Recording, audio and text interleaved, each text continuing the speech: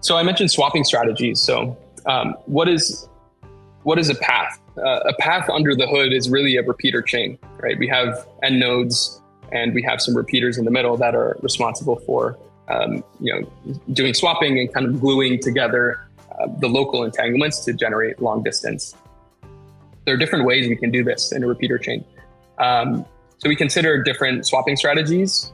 There are swapping strategies that are what we call memoryless, so that don't require quantum memory. These can be advantageous in certain scenarios. They're cheaper hardware footprint, things like that.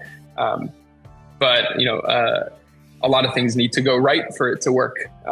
All entanglements need to be created at the same time, and all the swaps need to be successful at the same time in order to establish end-to-end entanglement. When it works, it's great. You get great fidelity of your entanglement, but it doesn't work that often because you don't have memory. You need things to happen, at the same time and all be successful. The most popular and well-studied one is what we called asynchronous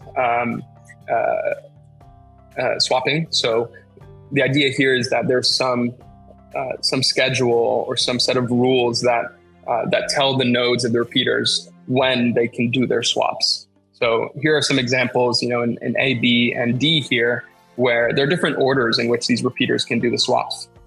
So in the top one, we have repeater B doing the swap first, and then repeater C, and then repeater D, etc.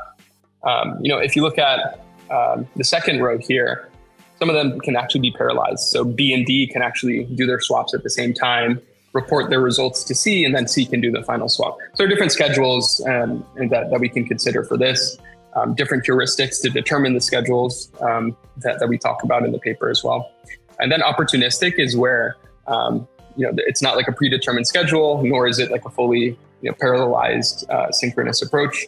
And opportunistic, and sometimes called as soon as possible, the repeaters act somewhat independently. So as soon as they have the resources they need, go ahead and do your swap. Don't wait on anyone. And there are pros and cons to all of these.